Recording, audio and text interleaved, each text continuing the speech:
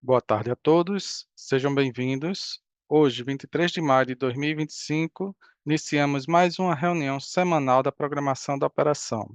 Meu nome é André Negreiros e serei o facilitador da reunião de hoje.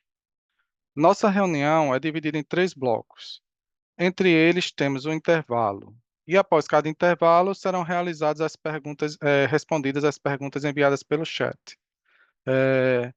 Vamos começar a apresentação do primeiro bloco, onde serão abordadas questões relativas à previsão meteorológica, previsão hidrológica e operação hidráulica. Vamos iniciar a primeira apresentação sobre previsão meteorológica. Passo então a palavra para a Beatriz. Boa tarde, André. Boa tarde a todos. Vou compartilhar minha apresentação aqui com vocês.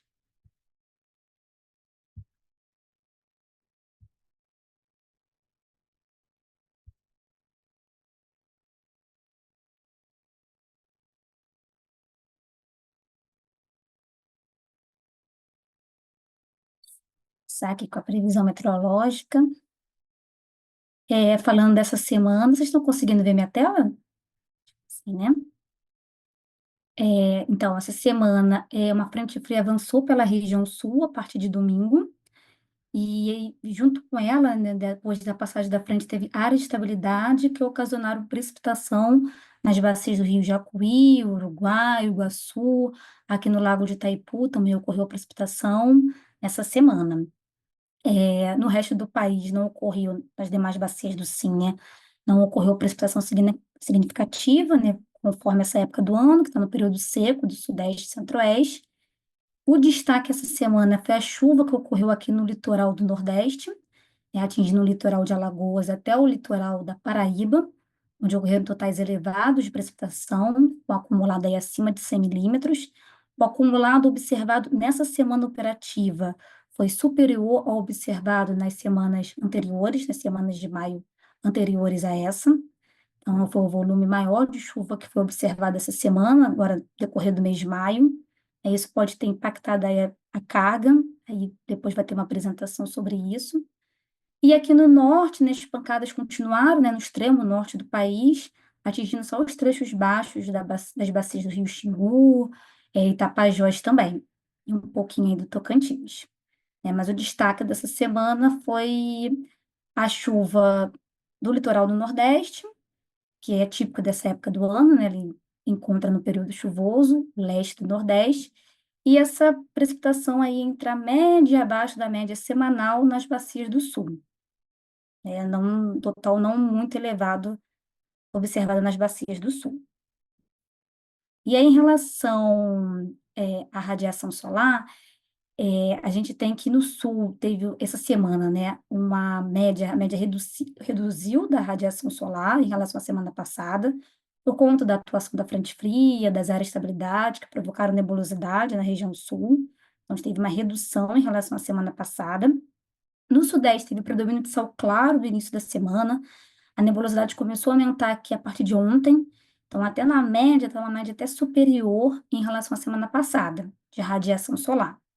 E no Nordeste permaneceu aí estável, um pouco menor que na semana passada, mas em termos médios, estável, né? A média de radiação solar.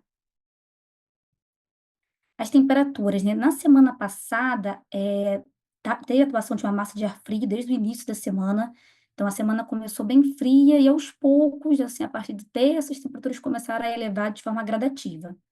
Essa semana que a gente está, teve um comportamento diferente. As temperaturas apresentaram elevação no início da semana, e só a partir de segunda começou a cair em Porto Alegre, e a partir de quarta, nos demais estados da região sul, né? Santa Catarina e Paraná. E só a partir de hoje que as temperaturas estão em declínio aqui no Sudeste.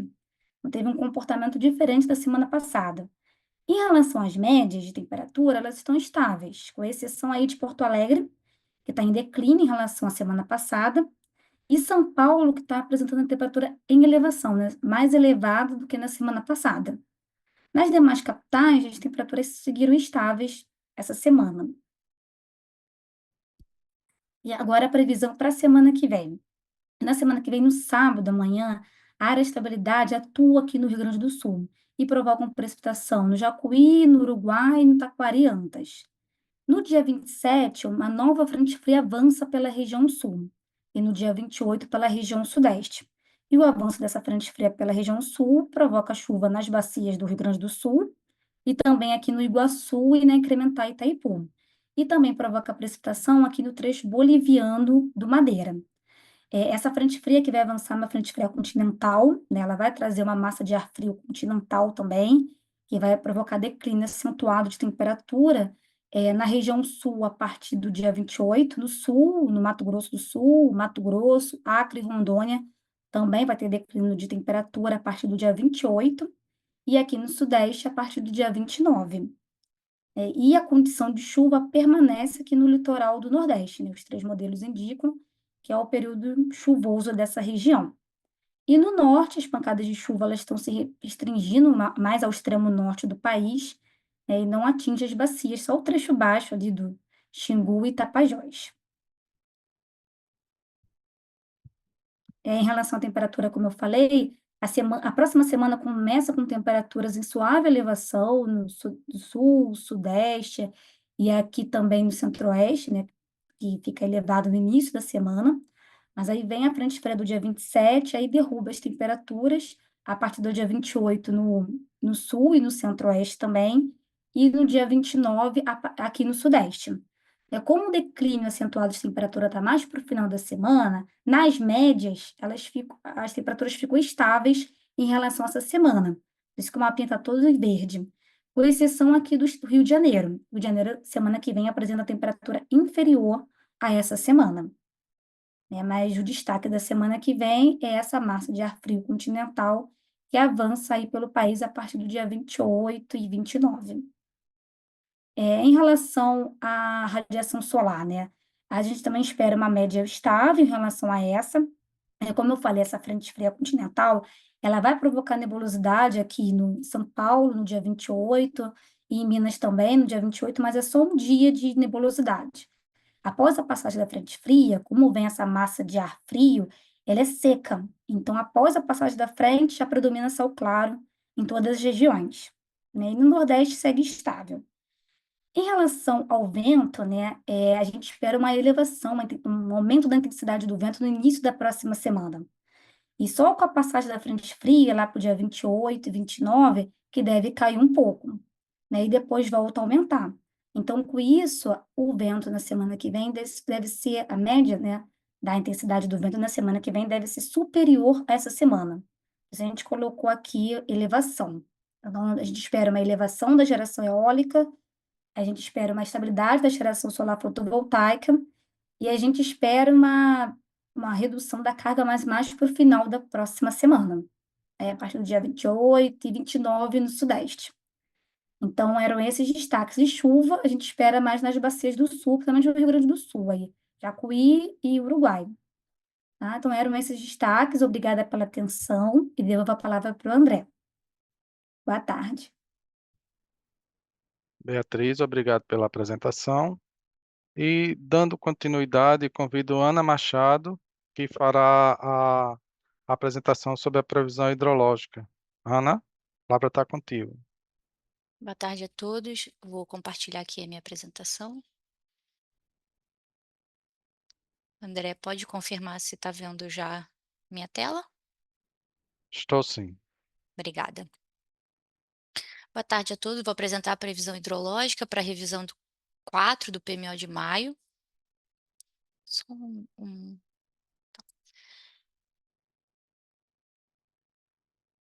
A previsão hidrológica para o subsistema sudeste para a próxima semana operativa de queda. A expectativa de fechamento do mês de maio em 84% da MLT, o que representa o 23º percentil do histórico.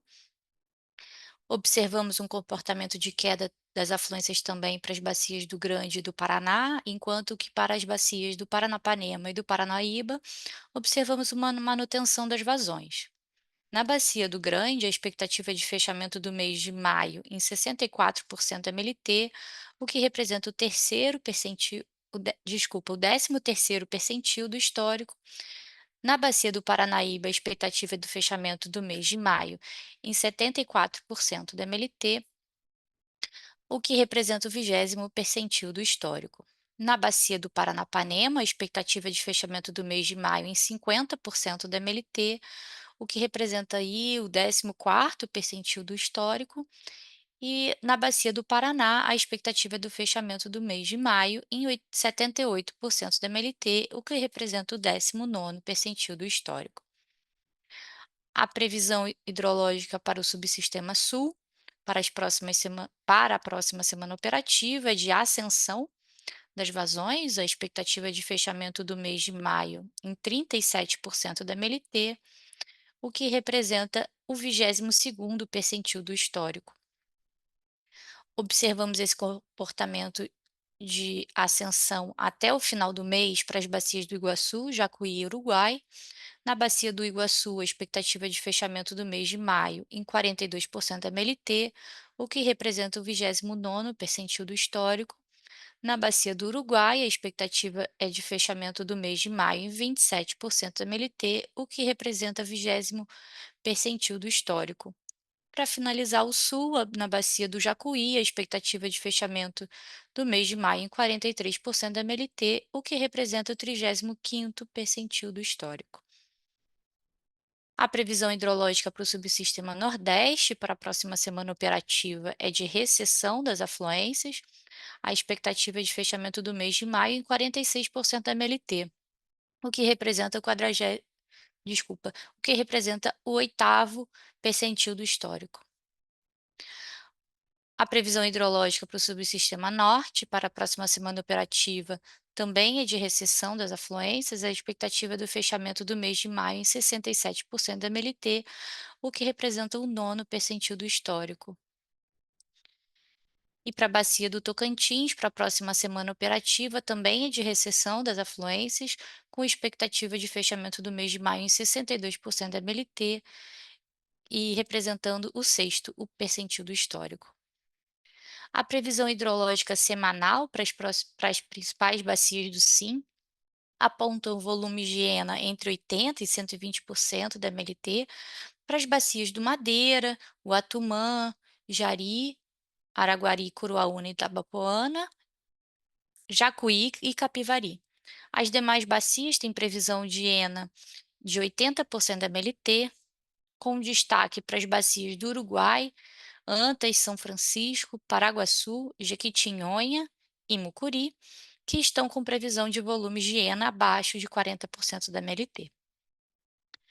Na evolução da ENA mensal, podemos observar que os subsistemas Sudeste e Norte apresentaram uma recessão de ENA em relação ao último mês, enquanto o subsistema Sul e o subsistema Nordeste observamos um comportamento de estabilidade da ENA em relação ao mês passado. Na evolução da previsão hidrológica mensal, para o fechamento do mês de maio, essa revisão 4, em comparação com o previsto na revisão 3 de maio também, aponta um aumento das ENAs para o sul, enquanto que os demais subsistemas apresentaram uma estabilidade nos valores previstos. Temos um aviso, como já temos avisado no PMO de junho, vamos ter a entrada da UH Canastra na bacia do Jacuí. Isso levou uma atualização para que o posto do PSAT de Salto seja devidamente considerado no processo de clusterização. Essa atualização do arquivo de configuração, que será utilizado no processo de clusterização a partir do PMO de junho de 2025, será disponibilizado até o final do dia no produto Dados Gerais do processo de previsão de vazões. Eu encerro minha apresentação aqui e devolvo a palavra para você, André. Fico disponível para eventuais perguntas. Obrigado, Ana, pela apresentação. Passo agora a palavra para a Dayana, que fará a apresentação sobre operação hidráulica. Dayana, a palavra está contigo. Obrigada, André. Boa tarde a todos e todas que nos acompanham. Peço só um minuto para eu poder compartilhar aqui a tela da apresentação. Só um minuto. Acredito que vocês já estejam vendo em modo apresentação. Começando então os destaques da operação hidráulica. primeiro slide que a gente traz é o cronograma das salas de crise e de acompanhamento por parte da Agência Nacional de Águas e que tem a participação do ONS. Então, aqui na lateral direita do slide, a gente tem a agenda, né, das próximas salas. Sala da Bacia do Rio Paranapanema, a última aconteceu no dia de ontem e a próxima está prevista no dia 18 de junho.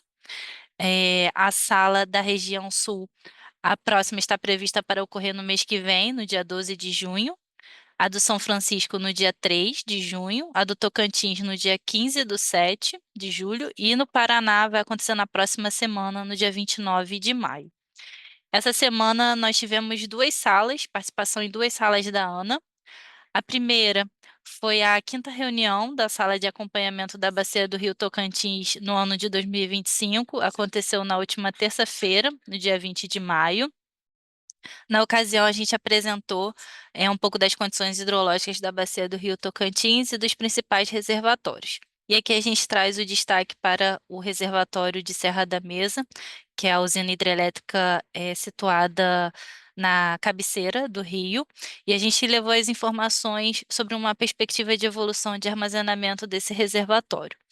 Nós utilizamos uma simulação hidráulica que teve como premissa o atendimento das restrições vigentes declaradas pelo agente ao ONS e também defluências praticadas objetivando a preservação dos recursos e o atendimento das condições energéticas do sistema. Essa simulação de curto prazo, ela teve o horizonte do dia 19 de maio até o final de junho, início de julho, e teve como cenários de afluências a previsão obtida a partir do modelo SMWF, previsão de chuva, e a partir do modelo SMAP do ONS, nós tivemos as previsões de vazão. Foi considerada um cenário de previsto, né, de média de 284 metros cúbicos por segundo, o que corresponde a 67% da MLT. Então, com base nesse cenário de previsão de afluências e considerando a política de defluências estabelecida na simulação, para o mês de maio, uma defluência de 400 metros cúbicos por segundo de média e para junho de 600.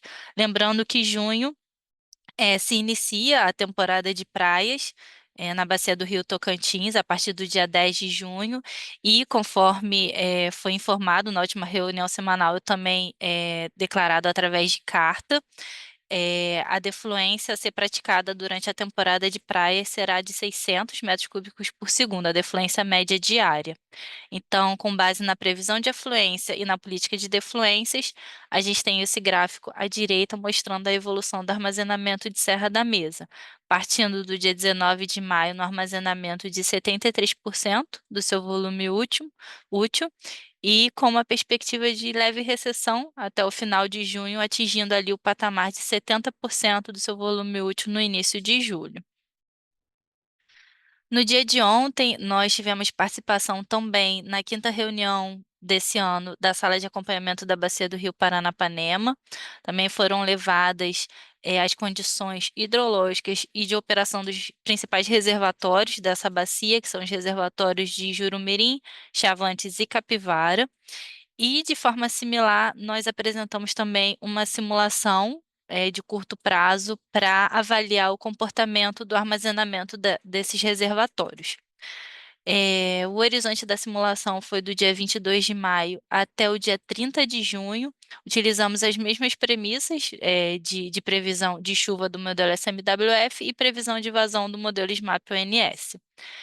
Em relação à política de defluências, foi considerado o Jurumirim uma política minimizada, que já está sendo praticado, o patamar de 90 metros cúbicos por segundo. A defluência média nesse período previsto para Chavantes foi de 185 metros cúbicos por segundo.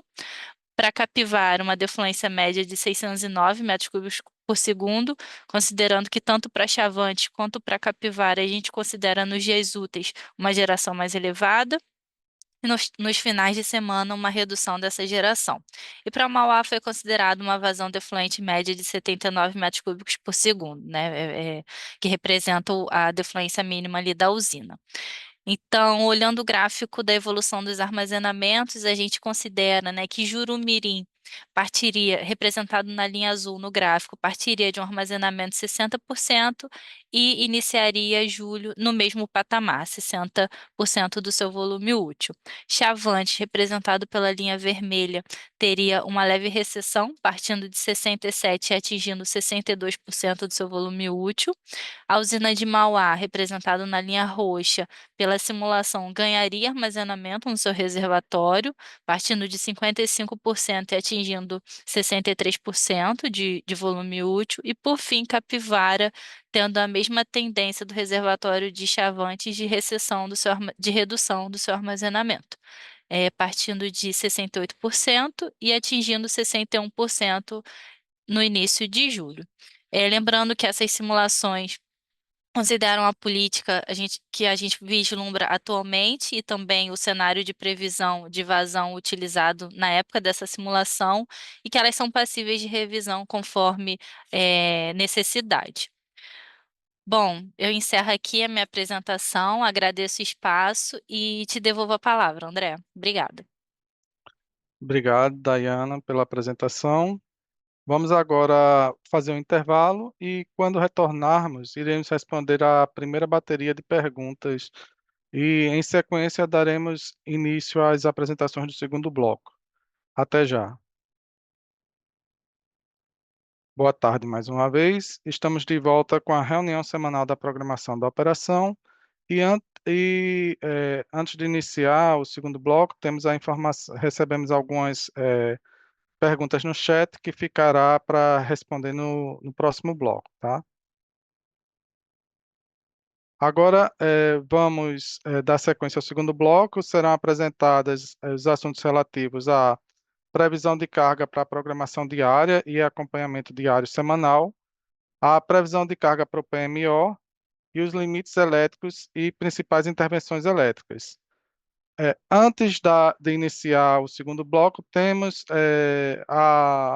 convido o Gabriel para fazer um aviso importante. Gabriel? Obrigado, André. Boa tarde a todos.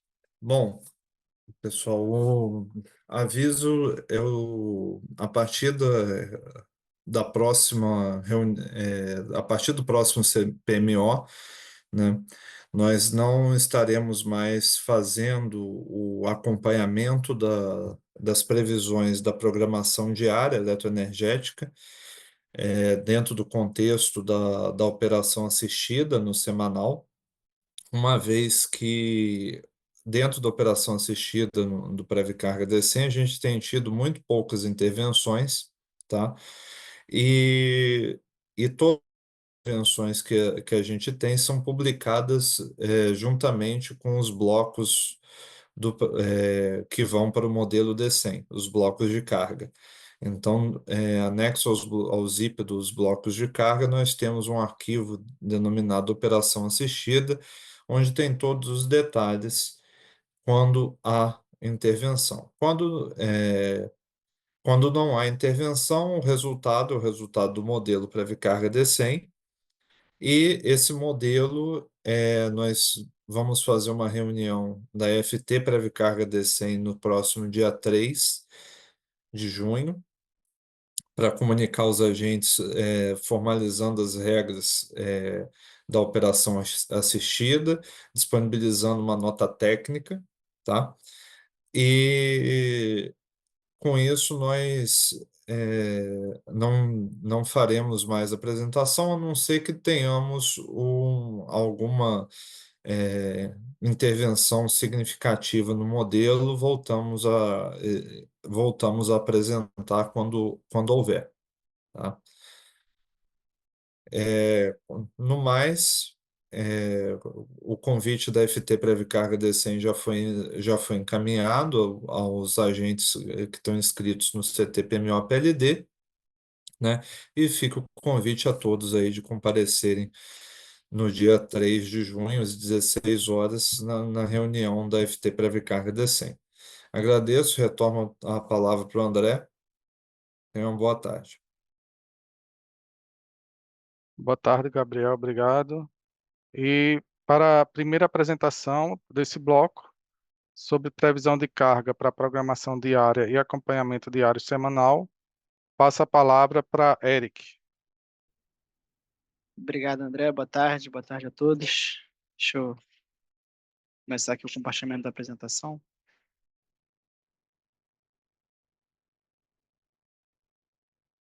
Bom, acredito que todos já estejam vendo minha tela.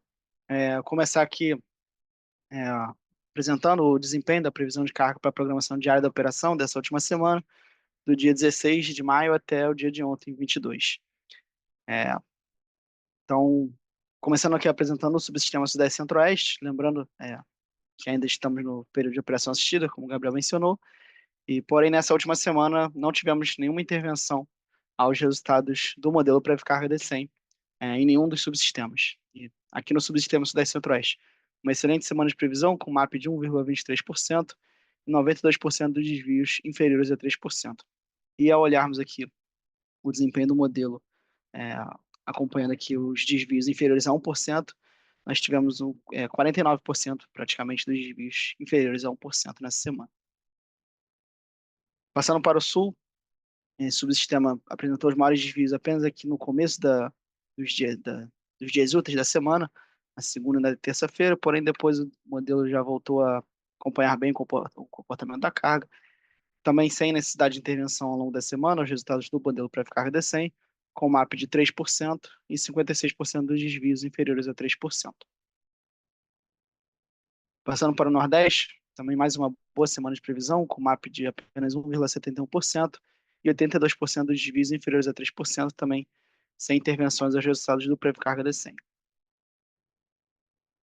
No subsistema Norte, também bem semelhante aos demais, mas boa semana de previsão, com MAP de 1,68%, 86% dos desvios inferiores a 3% e sem nenhuma necessidade de intervenção ao longo da semana. Totalizando agora o Sistema Interligado Nacional, também sem intervenções ao modelo pré-carga D100, com uma excelente semana de previsão, com MAP de 0,89% dos desvios e 99%, praticamente 100% dos desvios inferiores a 3% nessa última semana. E ao olharmos os desvios inferiores a 1%, foi praticamente 68% dos desvios semerários inferiores a 1% nessa última semana. Então, finalizo minha apresentação, ficamos à disposição para eventuais dúvidas e devolvo a palavra ao André. Boa tarde a todos.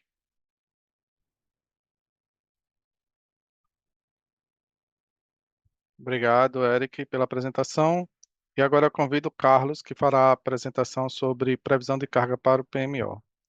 Carlos, está contigo. Boa tarde, André. Boa tarde a todos. Vou compartilhar a tela aqui rapidinho.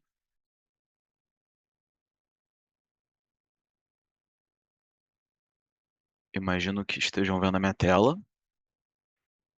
Bem, vou fazer a apresentação de previsão de carga para a programação semanal nessa revisão 4.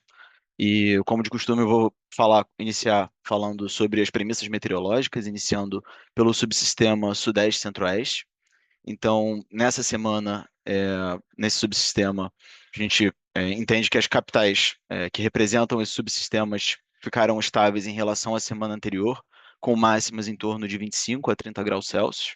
Para a próxima semana, temperaturas próximas à semana vigente, com exceção ao Rio de Janeiro, como a Beatriz comentou, que em declínio, né, essa diferença de 3 graus na máxima, quando a gente faz o comparativo entre semanas, e precipitação restrita ao litoral.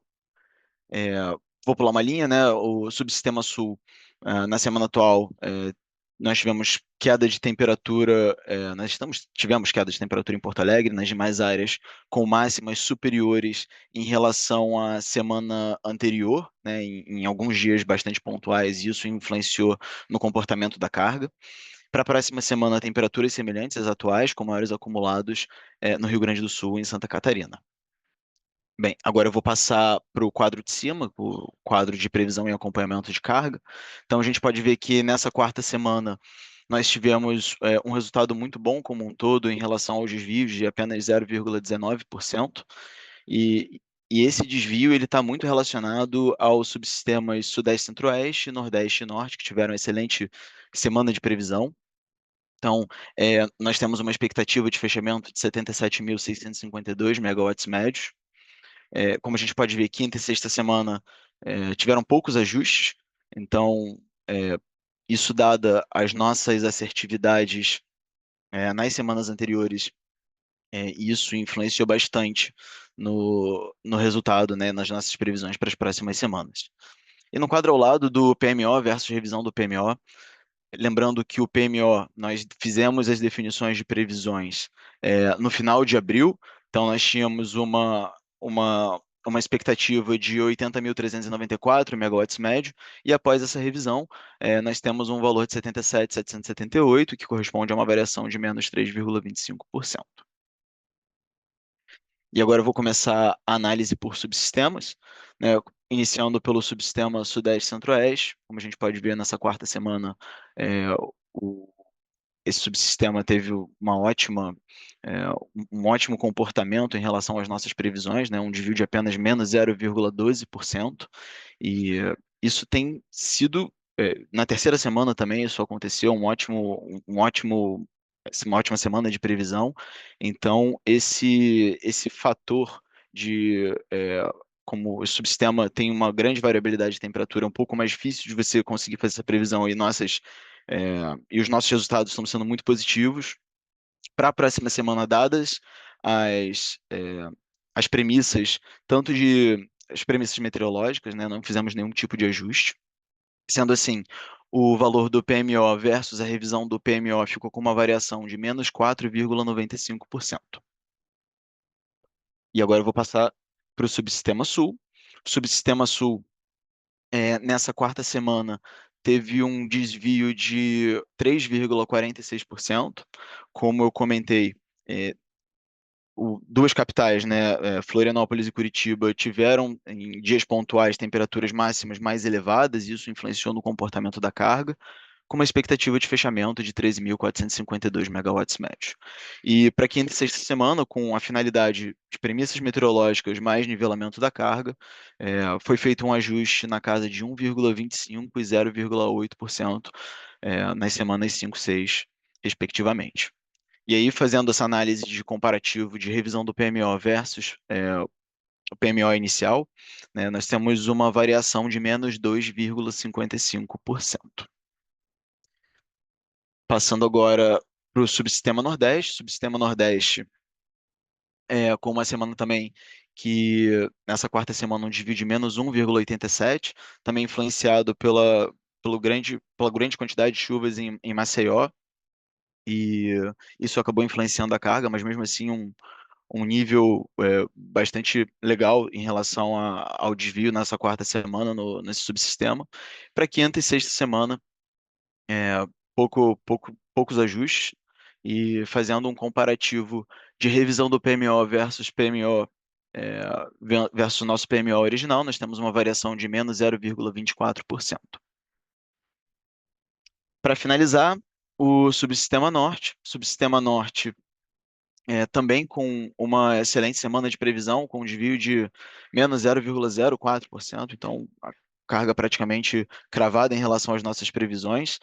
E dadas as premissas meteorológicas, nós fizemos pequenos ajustes na casa de menos 1,22% e menos 1,32% para as semanas 5 e 6.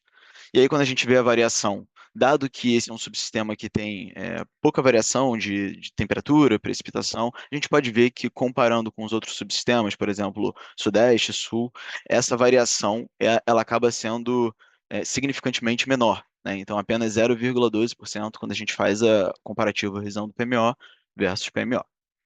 É isso que eu tinha para apresentar. Eu fico à disposição para eventuais dúvidas e devolvo a palavra para você, André. Obrigado. Obrigado, Carlos, pela apresentação. Agora eu farei a apresentação sobre os limites elétricos e as principais intervenções elétricas. Compartilhar minha tela.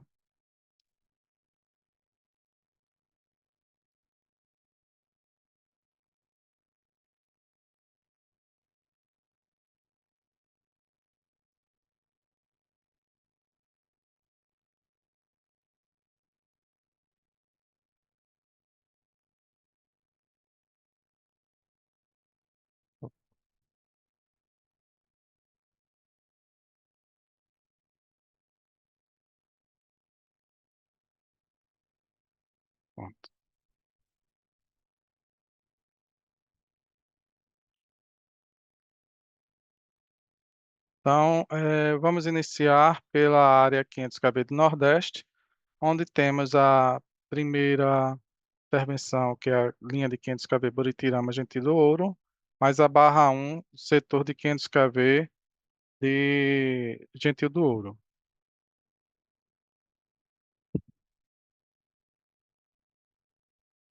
Tá bom. Então, um minutinho que eu vou compartilhar a tela.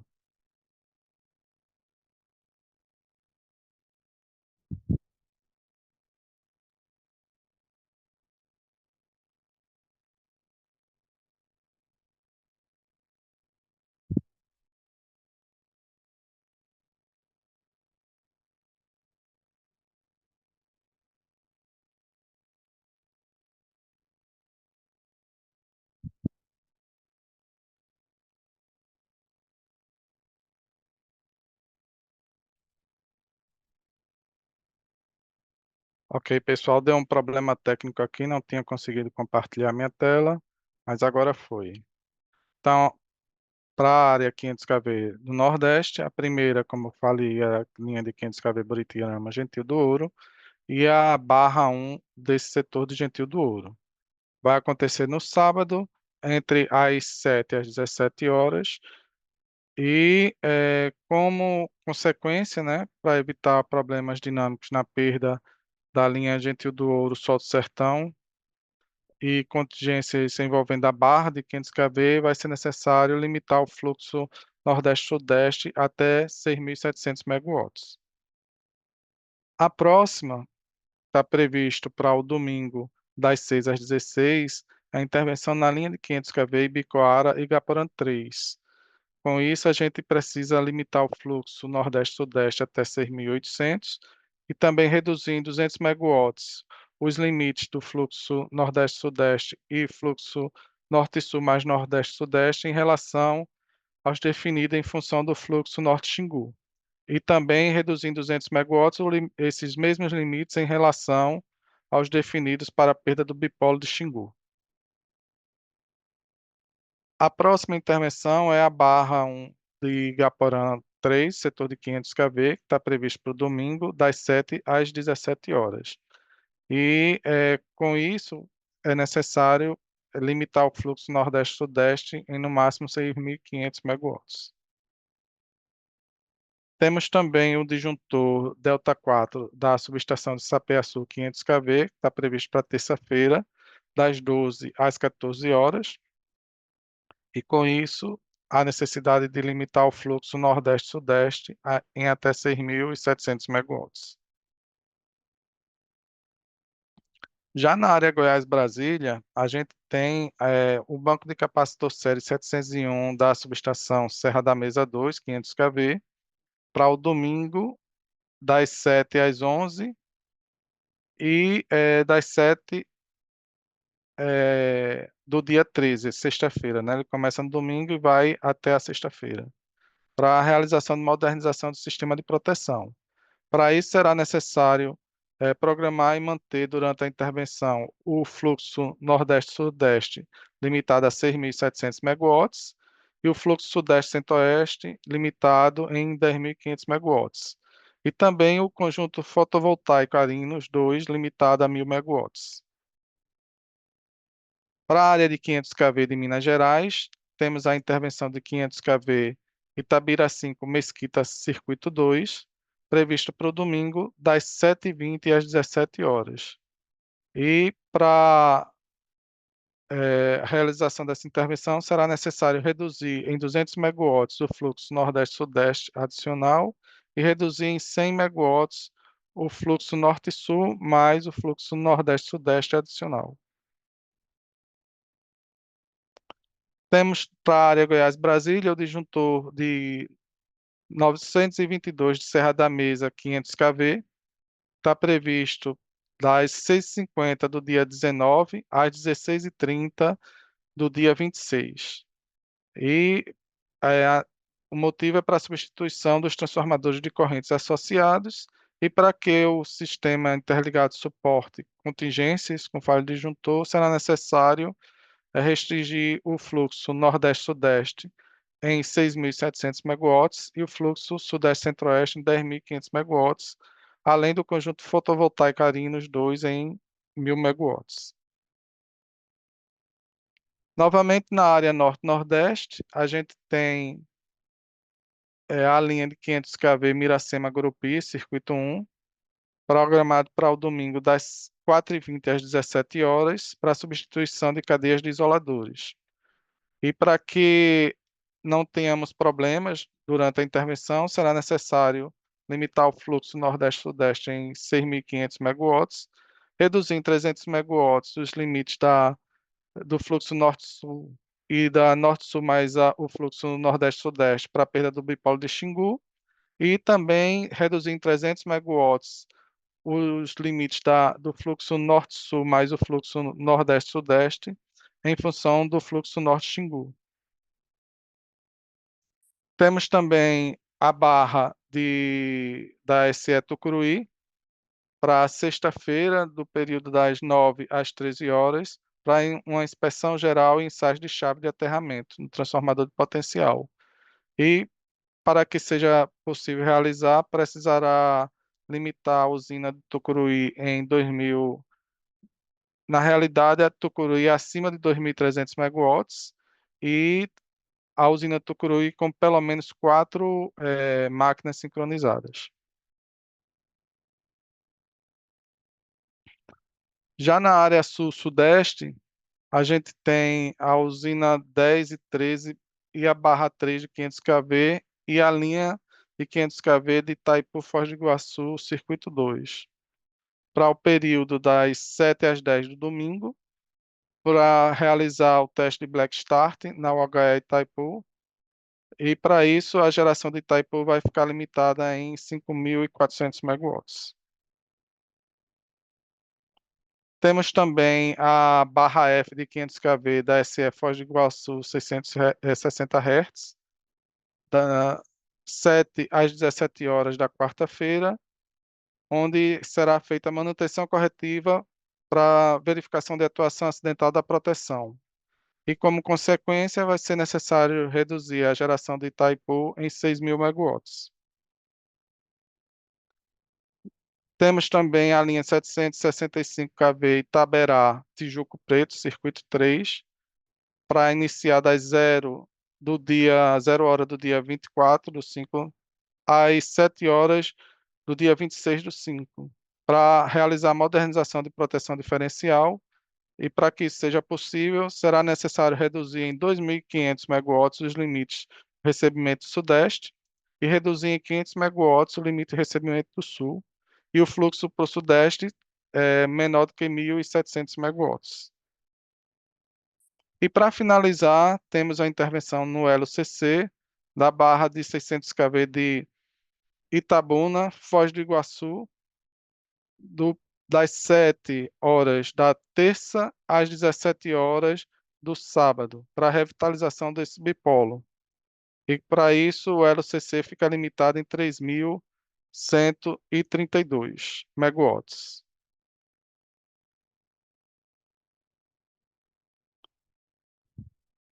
Com isso, agora a gente vai fazer um novo intervalo, tá? Na volta, a gente vai responder as perguntas do chat e daremos início às apresentações do terceiro bloco. Até já. Boa tarde mais uma vez. Estamos de volta com a reunião semanal da programação da operação. E antes de iniciar as apresentações do terceiro bloco, vamos responder as perguntas recebidas pelo chat, né? A gente vai ter 3 apresentações no terceiro bloco, que é as intervenções energéticas relevantes, resultados do PMO e política operativa. A primeira pergunta é da hidroenergia, de Alexandre Toffoli. Prezados, boa tarde. Verifiquei que a HQ35, vazão defluente máxima da nova ponte, não está sendo representada no deck atual. Considerando que o novo FSRH 8026-2025, aprovado em 19/5, substitui a FSARH de 167/2018. Gostaria de confirmar se, mesmo com a alteração do valor trazida para esse novo FSA-RH de HQ35 deixará de ser apresentada nos decks daqui em diante. Poderiam, por gentileza, esclarecer essa questão? Agradeço desde já. Então, quem vai responder essa pergunta e logo em seguida realizar as apresentações das intervenções energéticas relevantes e resultado do PMO é Diana. Diana, está contigo. Boa tarde, André. Boa tarde, Alexandre. Obrigada pela pergunta. Em relação a esse FSARH gastado de Nova Ponte, a gente teve uma atualização, onde o FSARH antigo ele foi, a data de término dele foi atualizado, e foi declarado um FSARH novo, que se você observar dentro do formulário, ele agora passou a ser uma IOR. E restrições desse tipo, né, e sendo de IOR, a gente não faz essa representação no DECOM, por isso que a gente deixou de representar essa restrição. Então, a pergunta respondida, vou seguindo aqui, então, para as primeiras apresentações desse bloco. Vou começar falando sobre as intervenções energéticas relevantes, lembrando que o nosso critério de relevância para as intervenções que a gente traz para essa reunião são intervenções que ocorrem em unidades geradoras que alterem algum limite sistêmico ou unidades geradoras de usinas de grande porte. Então, começando com os destaques para as intervenções no subsistema Sudeste e Centro-Oeste, temos manutenções para Itaipu, tanto no setor de 50 quanto 60 Hz, começando pelo ensaio de alto restabelecimento, disponibilizando as unidades geradoras de 10 a 13 no dia 25 de maio, e uma manutenção preventiva na unidade geradora 5, de 26 de maio até dia 1º de junho. Temos também manutenção na unidade geradora 6 da usina hidrelétrica de São Simão, uma manutenção preventiva de 26 de maio até 1º de junho, e Peixinho de Cal, uma intervenção para ampliação, reforço e melhorias na unidade geradora 2, que está programada no período de 27 de maio até 26 de junho. No norte, temos o destaque apenas para a unidade geradora 3 da usina hidrelétrica de Belo Monte, para uma manutenção preventiva que está programada de 26 de maio até 11 de junho. Para o subsistema Nordeste, não temos nenhuma intervenção relevante para a próxima semana, e no subsistema Sul temos manutenção preventiva na unidade geradora 3 da usina hidrelétrica de Governador Jaime Canet, prevista para ocorrer dia 26 de maio até 13 de junho. Também uma intervenção na unidade geradora 4 da usina hidrelétrica de Salto Osório, de 27 de maio a 16 de junho. E, por fim, um ensaio de alto restabelecimento na usina hidrelétrica de Itaúba, no dia 25 de maio. E agora eu vou entrar nos resultados da revisão 4 do PMO de maio, falando especificamente da semana operativa de 24 a 30 de maio. Em relação aos resultados obtidos pelo DECOMP, o CMO previsto para a próxima semana, tivemos aí um comportamento de elevação do CMO no subsistema Norte, Nordeste, Sudeste e e redução no subsistema Sul. Então, temos o subsistema Nordeste e Norte equalizados, e o subsistema Sudeste e Sul equalizados apenas no patamar de carga leve. Tivemos o atingimento de alguns limites de intercâmbio. No patamar de carga pesada, atingiram os valores máximos as transferências entre Norte e Sudeste, FNS mais NES também, e o bipolo de Xingu Estreito mais Xingu Terminal Rio no patamar de carga pesada. No patamar de carga médio foi apenas na FNS mais FNES e na NES, a NES conjuntural, e na patamar de carga leve, o atingimento apenas nos valores conjunturais, na NES e na FNS mais NES, lembrando que os valores conjunturais são devidos a intervenções que estão previstas para ocorrerem na primeira semana operativa. Então, dado esse valor de CMO previsto pelo DECOM, temos então a indicação de despacho térmico por inflexibilidade e por ordem de mérito. Para o SIM como um todo, temos um montante aí previsto de cerca de 6 gigawatts médios para a primeira semana, e segregando aí por subsistema um despacho em torno de 2.675 megawatts médios para o subsistema Sudeste, 931 no Sul, 135 no Nordeste, 2.308 no Norte. Lembrando que essa indicação, esse gráfico apresentado aqui é o resultado do DECOMP, é apenas uma estimativa de acordo com o CMO obtido pelo modelo semanal, e diariamente a gente tem, então, a indicação de despacho térmico dado pelo DECEM. Nessa revisão, na última revisão do PMO de maio, do Decomp, a gente está comandando a semana de 26 de julho a 1º de agosto, referente ao despacho antecipado das usinas AGNL. O benefício GNL calculado pelo Decomp para essa semana foi de R$ 282,48 na subsistema Sudeste, na patamar de carga pesada, R$ 274,14 na média e R$ 207,07 na leve. E considerando esse valor, a gente então comanda o despacho antecipado por ordem de mérito para Santa Cruz. Apenas Santa Cruz, então, para essas 3 usinas dessa modalidade de operação, está comandada por mérito nos 3 patamares de carga, e Linhares e Porto Sergipe segue sem comando de despacho antecipado. Entrando nas informações associadas à energia armazenada máxima dos subsistemas, temos a indicação aqui do comportamento de cada subsistema, comparando também com os valores das revisões anteriores. Então, especificamente dessa revisão 4 do PMO de maio, a gente começou o estudo com o subsistema Sudeste em 69,2%, e a expectativa do Decomp é que a gente finalize o mês de maio com 68,9%. Nesses gráficos também temos a indicação aqui da dispersão dos cenários do segundo mês, e no Sudeste a gente observa que os cenários variam de 64% a 75,5% da energia armazenada. No subsistema Sul, começamos o estudo com 33,2%, com a expectativa de fechar o mês com 34,3%, e já observamos uns cenários mais dispersos para o final de julho, para o final de junho, ficando de 26,9% a 83,5%. No subsistema Nordeste, começamos o estudo com 74,5%, com a expectativa de finalizar o mês com 73,5%, e os cenários do segundo mês variando entre 66,4% e 71,6%. E, por fim, o subsistema Norte, começando o estudo com 97,8%, com a perspectiva de finalizar o mês de maio com 97,7%, e os cenários do segundo mês variando de 91% até 100%. Então, era isso que eu tinha para apresentar pela Gerência de Programação Mensal. André, retorno a palavra para você, ficando à disposição para eventuais dúvidas. Obrigada. Obrigado, Diana, pela apresentação. Passo agora a palavra para a Amanda, que fará a apresentação sobre a política energética, ou desculpe, a política operativa. Amanda, a palavra está Obrigada, contigo. André. Ah, Compartilhar minha tela. Acredito que todos já estejam vendo, né? Boa tarde a todos novamente. Agora a gente vai apresentar os principais destaques da política operativa da última semana, trazendo também o acompanhamento do DECEM na programação diária.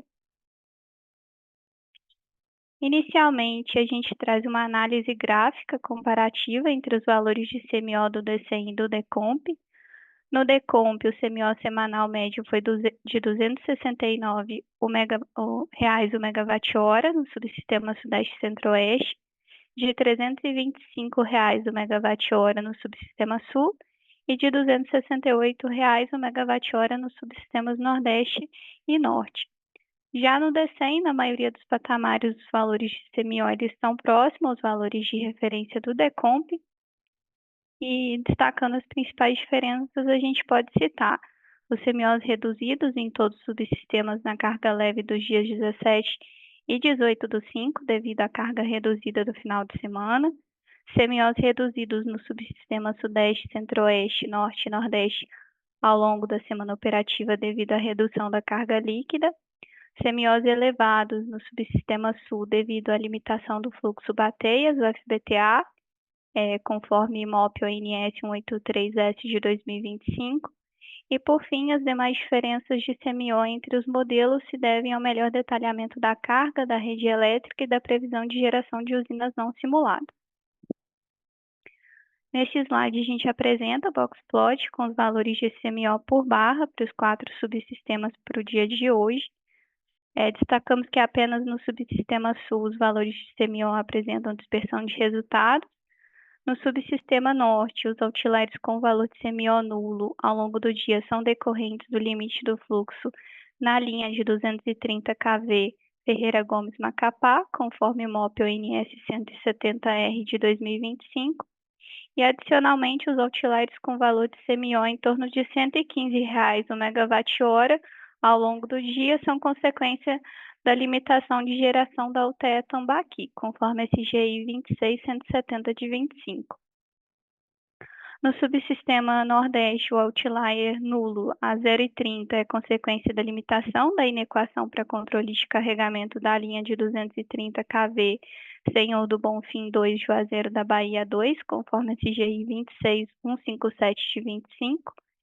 No subsistema Sul, os outliers inferiores com menores valores de ICMIO ao longo do dia são consequência da ilha elétrica da conversora de Igarabi, e os demais outliers ao longo do dia são decorrentes da limitação do fluxo bateias, o FPTA, conforme MOP ONS 183S de 2025.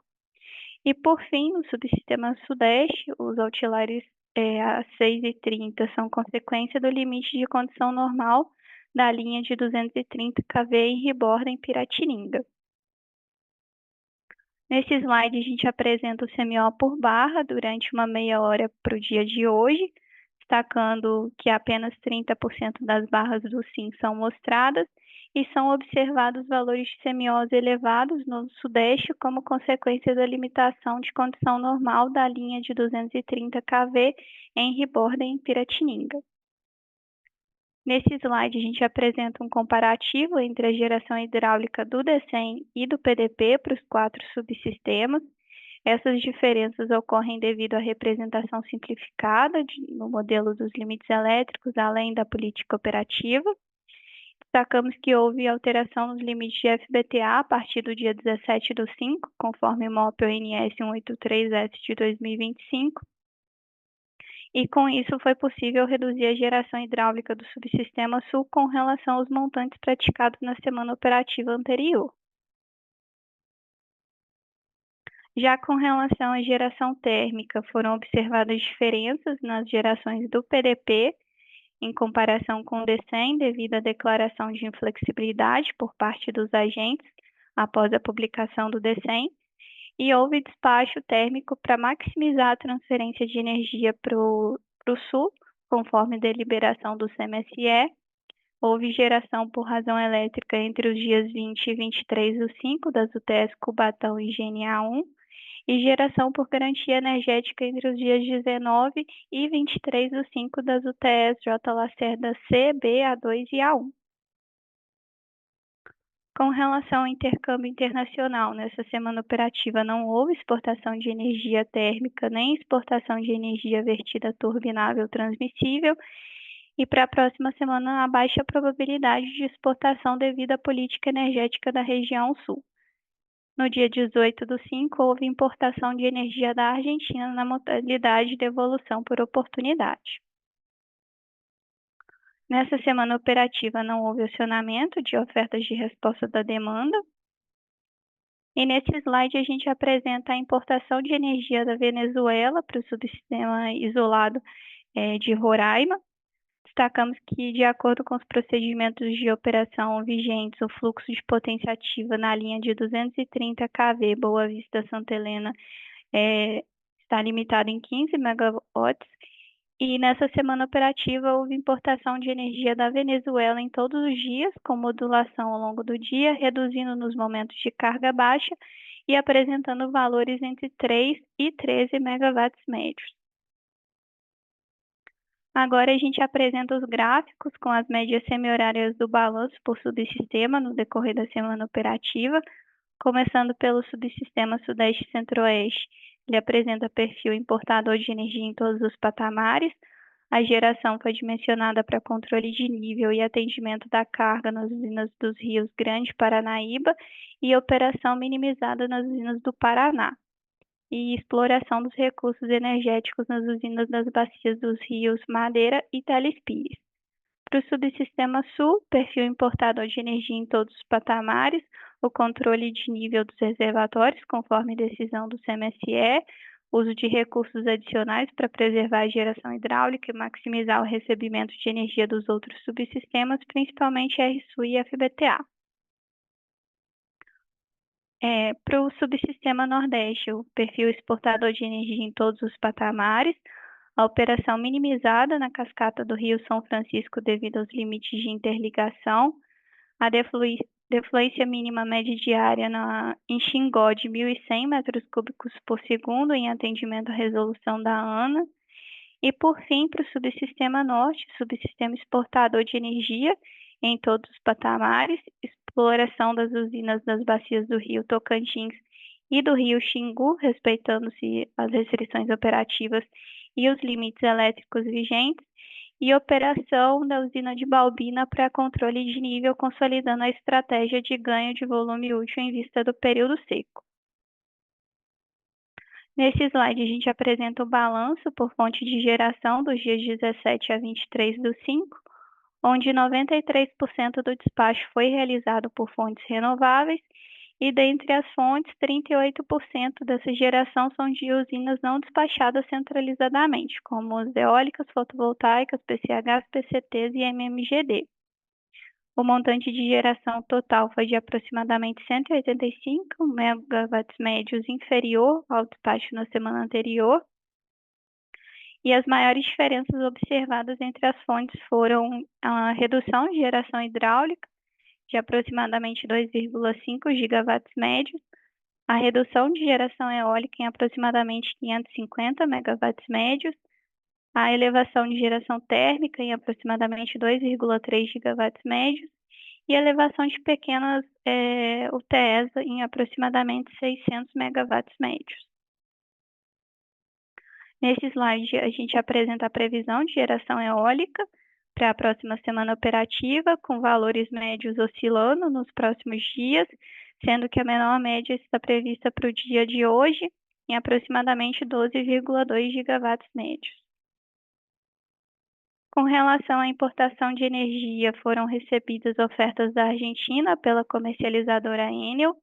A oferta foi composta de 3 blocos, os montantes variando entre 400 a 1.000 megawatts médios, em todos os patamares de carga, os CVUs variando cerca de R$ 1.105 e R$ 1.623 por megawatt-hora. Todos os blocos tiveram elevação de preço em relação ao ofertado na semana anterior.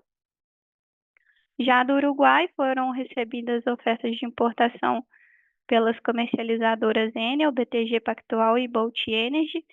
As 3 ofertas foram divididas em 7 blocos, sendo os 3 de 33 e 4 de 17 megawatts médios, e para todos os patamares de carga. O CVU de cada bloco pode ser visto nas tabelas, com valores variando cerca de R$ 398 e R$ 2.175 por megawatt-hora. Todos os blocos tiveram elevação de preço em relação ao ofertado na semana anterior. E a diferença do preço em relação à semana anterior pode ser vista abaixo da tabela.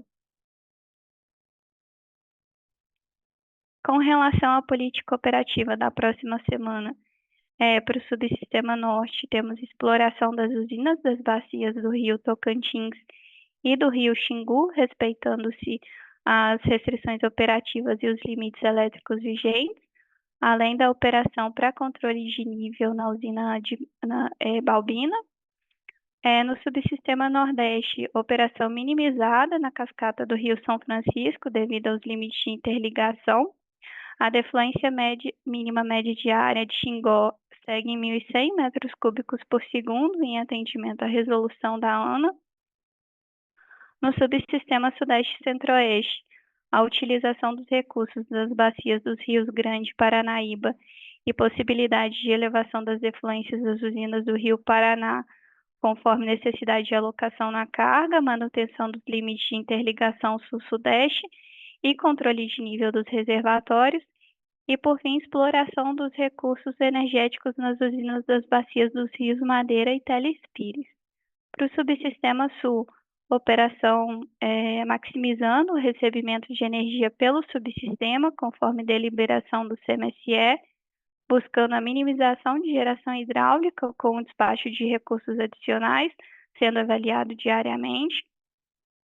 Com relação ao atendimento à ponta de carga, a folga de potência monitorada alocada preferencialmente em usinas do Sudeste, Centro-Oeste e Sul, a baixa probabilidade de despacho térmico adicional, Com relação à ocorrência de EVT para a próxima semana operativa, a expectativa de ocorrer EVT todos os dias no subsistema norte e sudeste centro-oeste, porém a exportação fica condicionada à validação elétrica. E, por fim, com relação à exportação de energia, também condicionada à validação elétrica, considerando os limites da interligação Sudeste-Sul. Com relação às ofertas da Portaria 88 de 2024, que teve o prazo prorrogado pela Portaria 105 de 2025, houve a inclusão da oferta da UTE Araucária com o produto P1 ao valor de CVU de R$ 1.400,33, conforme consta na tabela. As ofertas válidas seguem sendo das usinas de Termonordeste e Termoparaíba, Porto Pecém 1, Maranhão 4 e 5, Nova Venécia 2, Parnaíba 4, Norte Fluminense e Araucária, conforme apresentado na tabela. Bom, era isso, André, que a gente tinha para falar da política operativa. Termino aqui a apresentação e volto a palavra para você. Obrigado, Amanda, pela apresentação. Agora faremos um intervalo e, quando retornarmos, responderemos a última bateria de perguntas. Até lá. Boa tarde mais uma vez. Estamos de volta com a reunião semanal da programação da operação para responder a última bateria de perguntas recebida pelo chat. A partir desse momento, o envio de perguntas está encerrado e as perguntas que chegarem depois serão respondidas posteriormente pela área responsável, e outros questionamentos também podem ser enviados para o Fale Conosco no site do ONS. Tá? A primeira pergunta é de Felipe Vieser da Silva, da Norus Tecnologia. Boa tarde. Em relação aos novos postos de Previs 221 e 224, qual será a regra de cálculo para o posto 224 Canastra? Será baseado no 221 de Salto, Rio Grande do Sul? Qual a produtividade será usada para cada um deles para o cálculo da ENA? Obrigado. Quem vai responder essa pergunta é Ana Machado. Boa tarde a todos, obrigada pela pergunta. Eu vou compartilhar aqui uma tela. Acho que vai ficar mais fácil para a gente responder isso. André, já consegue ver minha tela? Sim. Então, sobre o cálculo de canastra artificial, sim, ela será calculada com base em Salto do Rio Grande do Sul. Essa fórmula aqui que eu estou apresentando, ela já tinha sido apresentada na reunião semanal da programação do dia 9 de maio, a gente está trazendo ela novamente aqui, para ficar mais fácil de falar sobre a fórmula, né? Então, aqui a gente tem o máximo da vazão artificial da UHE de canastra, entre 0 e o mínimo entre a vazão do posto de 221 e menos 1, que é uma vazão remanescente do reservatório de Salto ali no Rio Grande do Sul, e 12, que é o limite do túnel de transferência entre Salto e Canastra. Já a produtibilidade de Salto do Rio Grande do Sul, ela é zerada, visto que é apenas um reservatório para os modelos, e a UHE de Canastra tem uma produtibilidade de 2,8087. Termina aqui a minha resposta. Qualquer dúvida, estamos aí para disposição. Obrigado, Ana. A próxima pergunta é de Daniel Niemeyer, da Maurício Partners. Prezados, boa tarde. Poderiam nos explicar os motivos para o despacho da UTE Cubatão ao longo dos últimos dias por razão elétrica? Quem vai responder essa pergunta é Amanda. Obrigada pela pergunta, Daniel. O despacho da usina por razão elétrica se deve à deliberação do CMSE para maximizar o recebimento de energia pela região sul, que autoriza que o ONS despache geração termoelétrica do grupo de usinas próximas ao centro de carga, o GPC, como é o caso da UTE Cubatão. Obrigada, André. Estou na palavra. Nada, Amanda. Mais uma pergunta para você, de Rodrigo Alves de Moraes, da Eneva. Na programação do dia 19/5, GNA foi chamada por ordem de mérito. Acredita-se que após essa classificação, essa deveria ter entrado no modelo do DECEM, situação qual não foi verificada. Acompanhando o portal de intervenções, foi observado que esta apresentou problema dia 20 a 23/5. Sendo assim, gostaria de saber: 1. A classificação como OM foi adequada, considerando que essa não entrou no modelo DECEM, sendo que era esperado o cumprimento do TON. 2. Qual a expectativa de retorno da GNA1? Existe algum teste de comprovação de disponibilidade agendada? E, 3. Qual a metodologia aplicada para escolher qual usina será acionada no pós-DECEM, tendo em vista que muitas podem ser escolhidas como pelo critério de CMO barra maior que o CVU. Obrigada Amanda? pela pergunta, Rodrigo.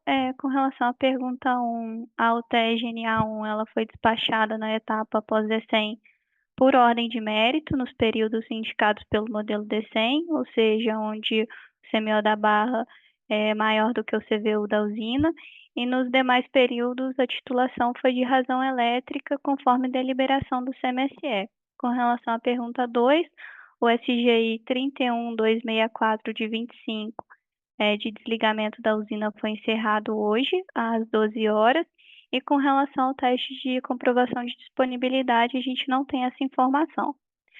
Com relação à pergunta 3, as usinas acionadas no pós-DECEM por razão elétrica devido à deliberação do CMSE são usinas que compõem o GPC e que, considerando as restrições de Unit Commitment e o CVU da usina, apresentam menor custo total de operação. E, além disso, né, a programação diária avalia diariamente, conforme política operativa para a região sul, qual o despacho que irá atender o menor custo total. É isso, André, volto para você. Obrigado, Amanda. Mais uma pergunta de Daniel Marques, da Light. Prezados, poderiam informar o motivo pelo qual os limites do RSU estão significativamente abaixo dos valores divulgados no relatório de intercâmbio estrutural? Seria devido à indisponibilidade dos B6? Amanda? Obrigada pela pergunta, Danilo. Os limites de RSU, eles dependem de diversas grandezas, como a carga, número de máquinas sincronizadas em grupos específicos, fluxo nos bipolos e, inclusive, da indisponibilidade dos bancos de capacitores série. É isso, volto para você, André. Obrigado, Amanda. Mais uma pergunta para você de Maurício Goulart, da Copel. Boa tarde, pessoal. Tudo bem?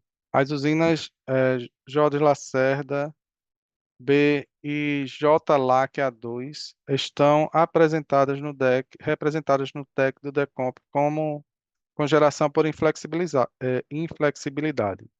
No entanto, no REPOD, essa geração está classificada como garantia energética e não estão sendo representadas no DEC do DECEM, estando desligadas em todo o horizonte. A que se deve a diferença de representação entre os DECs do DECOMP e do DECEM? Obrigada pela pergunta, Maurício.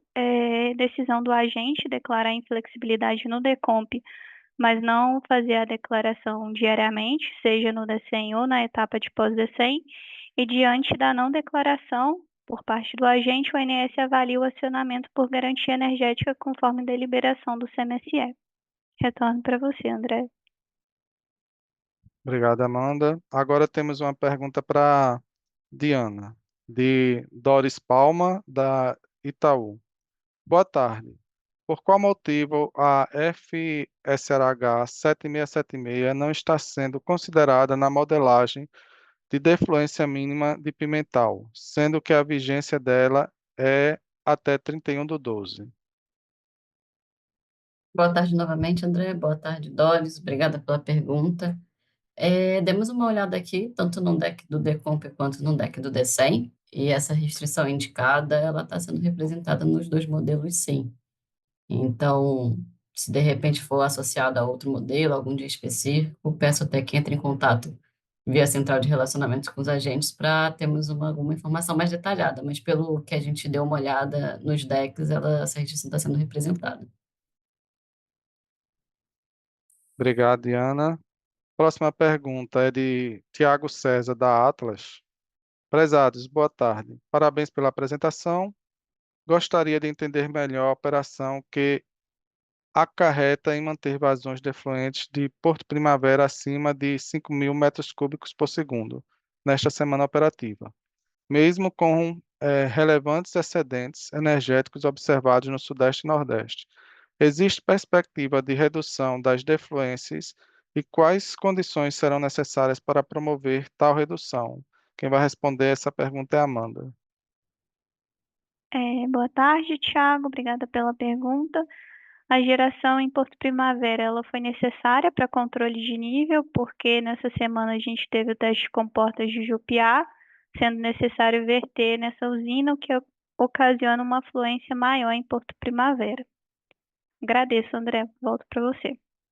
Ah, a próxima pergunta é de Alessandro Dutra, da Petrobras. Boa tarde. Nesse cenário de recessão do Sul, há expectativa de liberação de exportação para a Argentina com usinas da região Sudeste? Quem vai responder é a Amanda, novamente. Obrigada pela pergunta, Alessandro. Com a política operativa atual de maximização do recebimento de energia para manutenção de níveis nos reservatórios do Subsistema Sul, a exportação de energia para os países vizinhos não deve ocorrer. Obrigada pela pergunta. Volto para você, André. Obrigado, Amanda. Agora vamos responder a pergunta de Renato, da Tradner. Qual é a previsão de entrada em operação comercial da UTE GNA2? Quem vai responder essa pergunta é Diana. Boa tarde, Renato. Obrigada pela pergunta. Renato, ainda há pouco nós publicamos no Sintegre a nota técnica do PMO, e lá na nota técnica tem a informação de que a expectativa do agente é que a entrada em operação comercial de GNA2 seja ainda em junho de 2025. Mas é bom reforçar aqui que essa informação de expectativa do agente e a necessidade ainda de vários trâmites regulatórios a serem atendidos para que a ANEEL libere a operação comercial de usinas. E eu faço um reforço aqui também que para fins de modelos energéticos, então a representação que a gente faz no New Wave, Idecomp, até para fins de formação de PMO e PLD, temos que seguir a data, regulatoriamente falando, né? É necessário que a gente siga a data da expansão de usinas que são consideradas de acordo com a reunião de expansão da ANEEL, que acontece mensalmente. Então, na semana que vem, a gente vai estar na elaboração do PMO, e até então, até o mês passado, a informação que a gente tinha dessa reunião era a expectativa de começar a operação comercial em setembro, mas pode ser que na semana que vem a gente tenha alguma novidade. Então, resumidamente, a gente tem nessa nota técnica do PMO a expectativa do agente, mas regulatoriamente falando, ainda precisamos de alguns trâmites regulatórios a serem atendidos e também seguir as regulações vigentes. Obrigada. Obrigado, Diana. E para encerrar essa bateria de perguntas, temos a pergunta de Alessandro Dutra, da Petrobras. Complementando, na semana operativa, a possibilidade de despacho adicional de usinas existentes na região sul? Quem vai responder é a Amanda. Obrigada pela pergunta. Diariamente é realizada a avaliação da necessidade de despacho adicional para atendimento ao Subsistema Sul devido à recessão e, portanto, sim, há a possibilidade. Obrigada, André. Retorno para você. Que agradeço, Amanda. Então, concluída a última bateria de perguntas e respostas, né, iremos encerrar nossa reunião semanal da programação da operação. Na próxima semana, teremos a reunião do PMO e no dia 6 de junho, teremos a nossa próxima reunião. Em nome da equipe do ONS, agradeço a participação de todos os envolvidos e desejo uma boa tarde e um excelente final de semana.